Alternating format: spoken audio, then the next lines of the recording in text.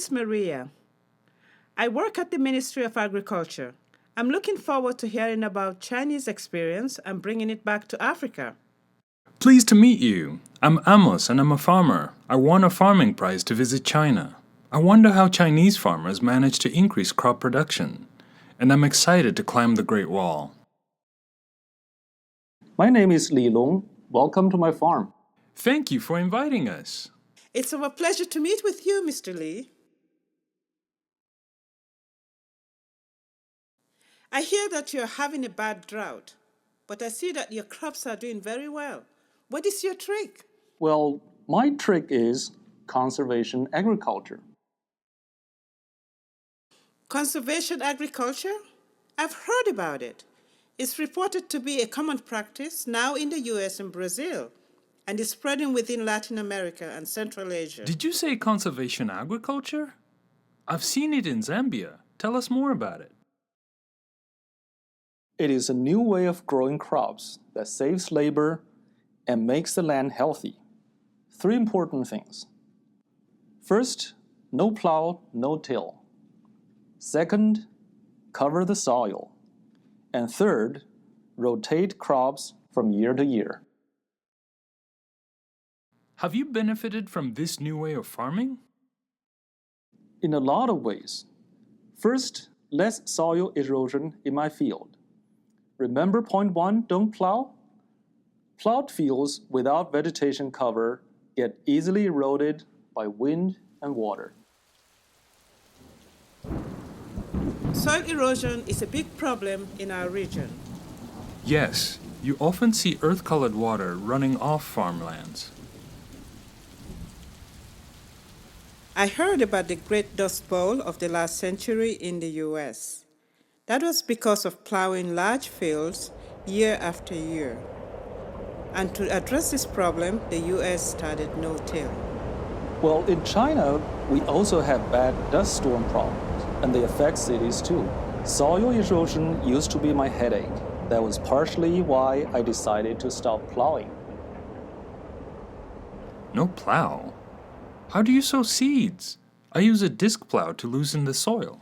Not even an animal-drawn plow? Plowing creates a hard plowed pan. Plowing reduces water infiltration and moisture holding. Plowing disturbs soil organism. Plowing exposes organic matter, releases greenhouse gases. Actually, we say the deeper you plow, the more you lose. Hey Lilong, in our region, when heavy tropical rains hit bare soil, the runoff washes away topsoil. Can conservation agriculture help? Yes. Remember the second point of conservation agriculture? Cover the field. Right, Amos.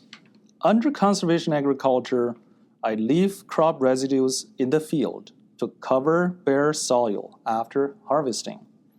So, runoff and evaporation are both reduced. Oh, I see. More moisture is kept in the soil for crops to grow. It helps during dry spells and droughts.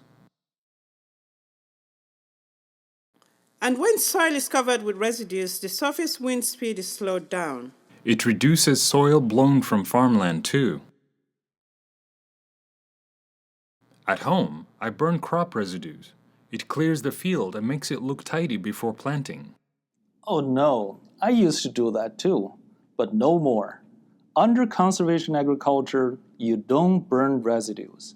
Burning crop residues is like burning your fertilizer. Burning releases greenhouse gases and smoke pollutes the air. Lilong, what about crop rotation? Your third point. It's growing crops in sequence, taking advantage of their different agronomical features. Green crops for food security, cash crops for income and resilience, lagoon crops for nutrients. For me, after wheat harvest, I directly seed maize with no-till. Sometimes I add a lagoon crop to improve soil nutrients and control pests. What about farmers in Zambia, Amos? Some farmers grow a cereal crop, followed by a cash crop like cotton, then a legume crop, such as beans. In Africa, farmers often use crop association through intercropping rather than crop rotation. Some innovative farmers practice agroforestry, using fidabia trees in croplands. They call them fertilizer trees, whose nitrogen-rich leaves drop on the ground during the cropping season, enriching the soil and making crops stronger. That is so interesting and innovative. What crops would work well under conservation agriculture? You can use it for most crops. I grow maize, wheat, groundnuts, soybeans, and even rice. Lilong, this is all wonderful. Now let's get to specifics. What do you advise me to begin with if I want to do conservation agriculture? Well, you should begin at harvest. Either you harvest your crops manually or by machine. Leave 20 centimeter height of residue on the ground. What if we need crop residues to feed livestock? How do you manage it? I cut the upper half of my maize crop for livestock, leaving the lower half on the ground. I also started to grow a fodder crop this year. So, how much residue should I leave in the field? The more the better. If you don't have enough, you should at least cover 30% of the field. Distribute the residues evenly. Does conservation agriculture require special seeds? No, I use undamaged seeds with a high germination rate. I pre-mix them with chemicals against pests and diseases. How do you seed if you don't plow? Wouldn't the ground be too hard to sow?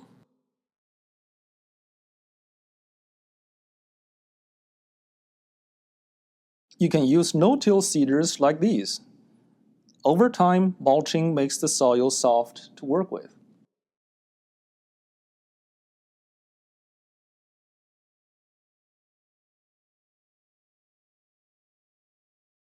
How do you deal with pests and diseases with all the straw on the ground?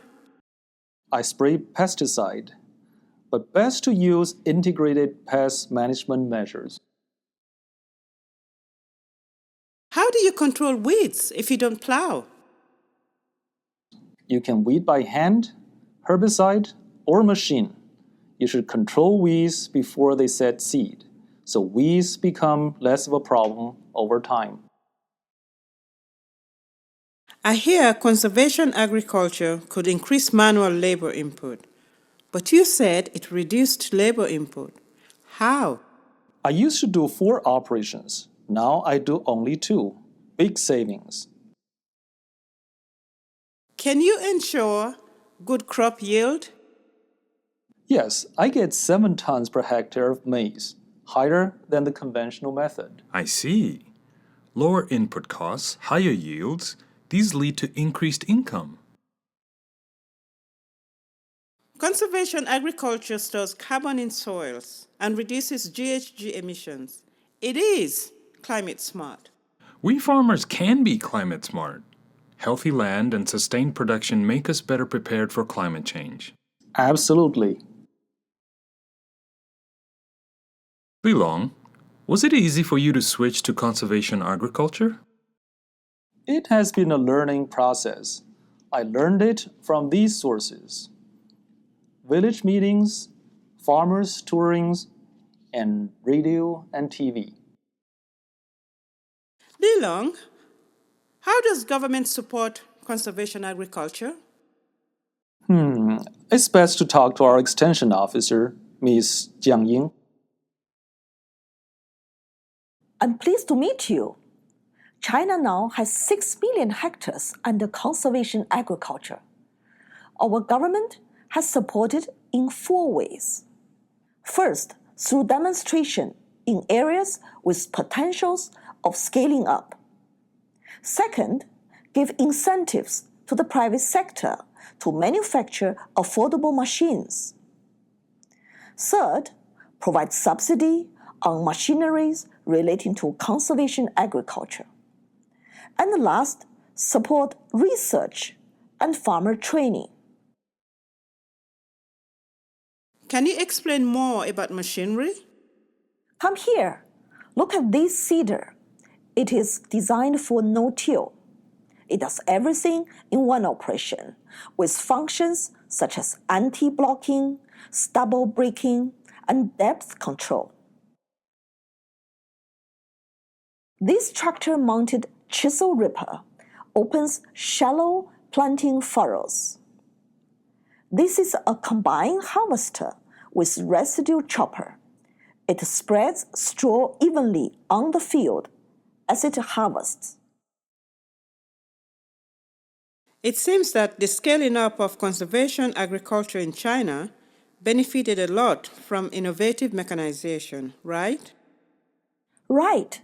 Innovation in agricultural mechanization has helped a lot.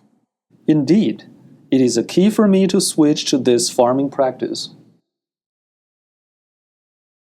Where does conservation agriculture work well?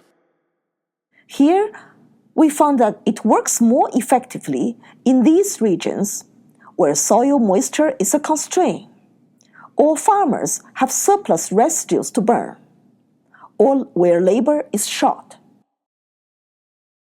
Seeing is believing. I will share what I learned with our farmers. Thank you, Lee. You're welcome. I hope one day I can visit your countries.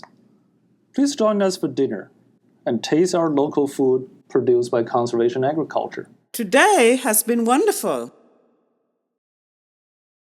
I have seen how conservation agriculture works in China. It can help us feed our families and raise income while reducing soil erosion and climate change impact. Colleagues, conservation agriculture can help address issues of productivity, land degradation, and climate resilience. Our government should support extension, farmer learning, and agriculture mechanization. Conservation agriculture pays. I have seen it in China.